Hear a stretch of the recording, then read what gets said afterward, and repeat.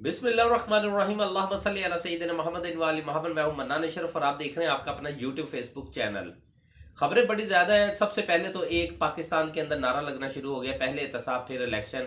ये एहतसाब और इलेक्शन का नारा कौन लगा रहा है?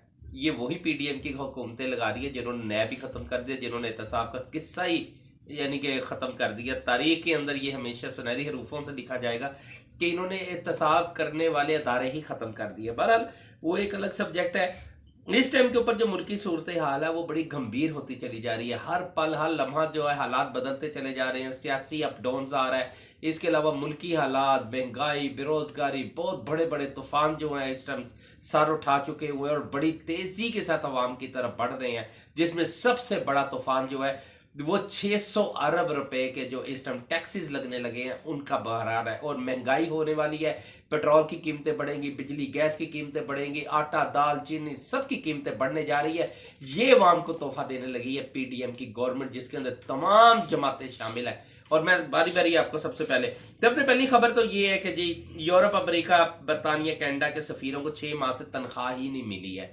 और उन्हें जो रेंटल थे, जिन्हें मतलब के रेंट के ऊपर घर लिए हुए थे, उन बेचारों को नोटिस जारी हो गए। कईयों को तो घर भी खाली करा लिए गए हैं और वो अपने रिश्तेदारों की तरफ शिफ्ट हो गए हैं। उनके हालात यानी कि इस हद तक खराब हो गए हैं।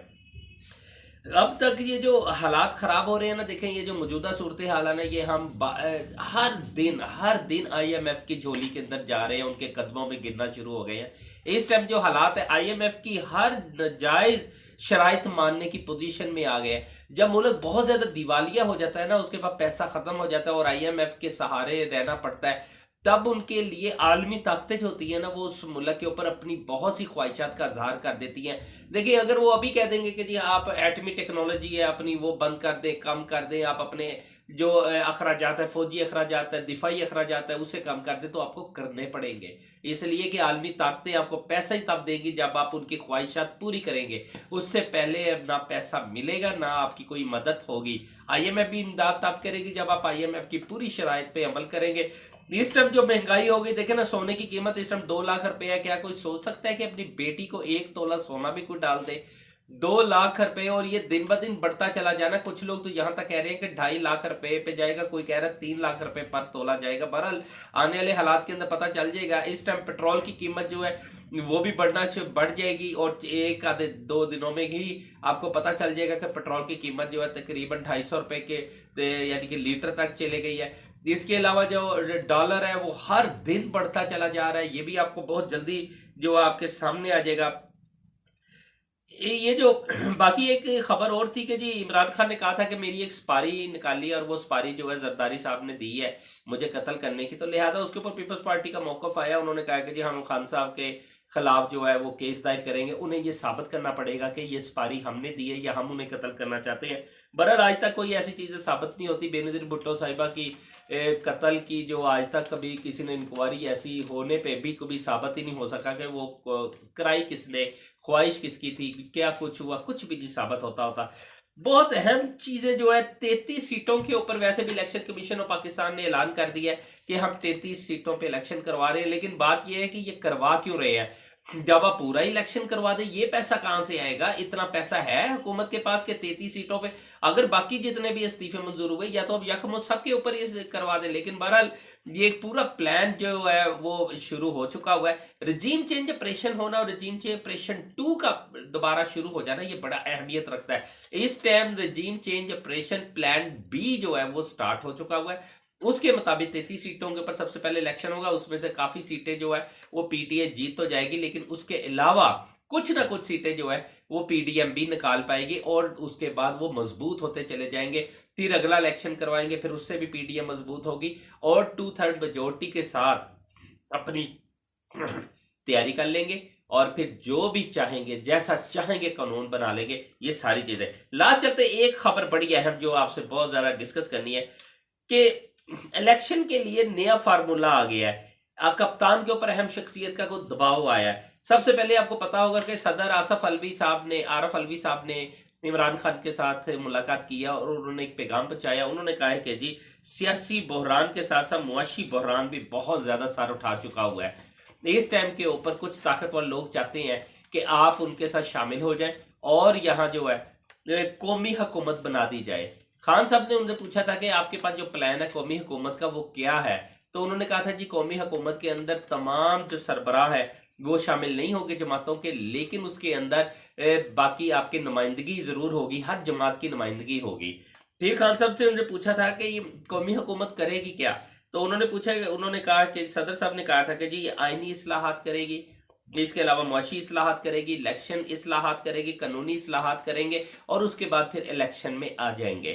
खान साहब ने फिर उनसे पूछा था कि इनके अंदर मसलन के ये मुल्क ठीक करने का प्लान है, तो सदर जरदारी साहब ने, सदर जो है आरफ अलवी साहब, उन्होंने यही कहा था कि जी ये जो भारी आपके पास एक मैंडेट है, क्योंकि कप्तान ये कह रहे थे कि मेरे पास एक भारी मैंडेट है, आप इलेक्शन के अंदर आ जाए, इलेक्शन में जीत के मेरे पास पूरा प्लान है, मैं मुल्क सही कर सकता हूं, मेरे पर मैं पैसा भी इकट्ठा कर लूंगा और मुल्क भी ठीक कर लूंगा।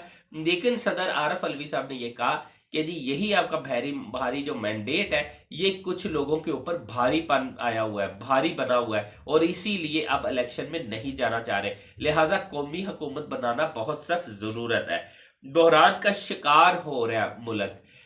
आरफ अलवी साहब के इस बयान के ऊपर इमरान खान साहब ने कहा था कि जी अगर मैं ये बात नहीं मानता, तो उन्होंने कहा जी अगर आप नहीं भी मानते और ये बहरान इंतशार की शक्ल इख्तियार कर जाता है तो मुकम्मल टेक्नोक्रेट हुकूमत बनेगी, और ये टेक्नोक्रेट हुकूमत आपको पता है कि हमेशा आपके खिलाफ ही गई है और अब भी आपके खिलाफ ही जाएगी। पीडीएफ की पूरी नुमाइंदगी होगी लेकिन उसमें कप्तान की नुमाइंदगी नहीं होगी, ये बहुत अहम सवाल होगा, क्योंकि कप्तान की कोई किसी किस्म की नुमाइंदगी ना होने की वजह से तमाम तर हालात जो है वो कप्तान के खिलाफ जाएंगे। जिस तरह फिर उन्होंने भी एक मिसाल दी, ये हमारे जराए ने सारी खबर दी है, फिर जिस तरह उन्होंने एक मिसाल दी कि जी पंजाब और केपी के अंदर जो केयर टेकर गवर्नमेंट बनी है उसके अंदर मुकम्मल जो गवर्नमेंट है उसके अंदर नुमाइंदगी आपकी नहीं आई बल्कि मुकम्मल पीडीएम की नुमाइंदगी आई है, और उसके अंदर उन्हें ज्यादा मदद मिल रही है, आपको नहीं मिलेगी।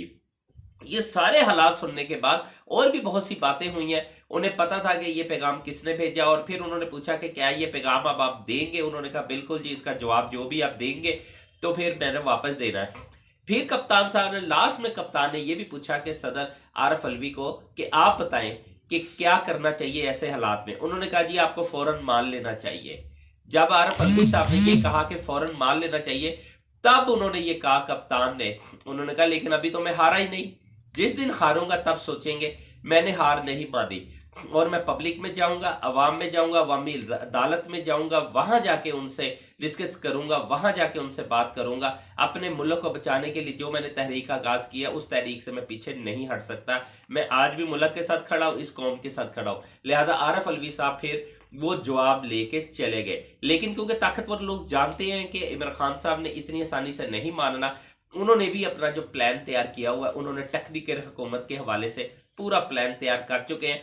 टेक्निकल हुकूमत हर सूरत बननी है और उसके अंदर कौन कौन लोग शामिल होंगे उनके नाम भी जल्द आने वाले हैं, एक दो रोज के अंदर शायद पता चल जाएगा कि खास लोग जो होते हैं वो सिर्फ मुल्क को चलाते हैं, लेकिन उसके अंदर फिर क्या करेंगे, उसके अंदर वो सख्त फैसले करेंगे, अवाम के ऊपर प्रेशर डालेंगे, अवाम के ऊपर बहुत सा बोझ डाल देंगे, पैसा इकट्ठा करेंगे और फिर मुल्कों को वापस करेंगे, उसके बदले जो पैसा लेंगे वो भी वापस करने के लिए आपके ऊपर इतना बड़ा बोझ पड़ जाएगा अवाम के ऊपर कि लोगों की सोच खत्म हो जाती है कि टेक्नोक्रेट हुकूमत के अंदर कोई दर्द दिल नहीं होता, कोई एहसास नहीं होता, कोई ऐसा वो होता नहीं है, कोई सिस्टम कि जिसके साथ उन्हें कोई ये लगे कि हम ये जुल्म ज्यादती करेंगे अगर रेट बढ़ाएंगे, लेकिन एंड टेक्नोक्रेट का यही है। बहरहाल आगे अब ये सारे हालात जो है, क्योंकि ताकतवर लोग समझते हैं, उन्हें पता है कि जितने भी सर्वे हुए उसमें 50 से 60% लोग जो हैं वो पीटीआई के साथ खड़े हैं, और अगर हल इलेक्शन हो जाता है तो उसके अंदर इमरान खान 2/3 मेजोरिटी के साथ आ जाएंगे और अपनी हुकूमत बना लेंगे पूरे पाकिस्तान में, और खुसूसी तौर पे केपी के पंजाब और मरकज में तो बन ही जाएगी। और इन हालात के अंदर ताकतवर लोगों का वो भी प्लान जो है वो पूरा नहीं होता, इसलिए उन्होंने ये सारे सिस्टम को बनाना और टेक्नोक्रेट हुकूमत के लिए तैयारी शुरू हो गई है। मनाने शुरू ज्यादा दीजिए, अपने चैनल का बहुत ख्याल रखिएगा। अल्लाह हाफिज।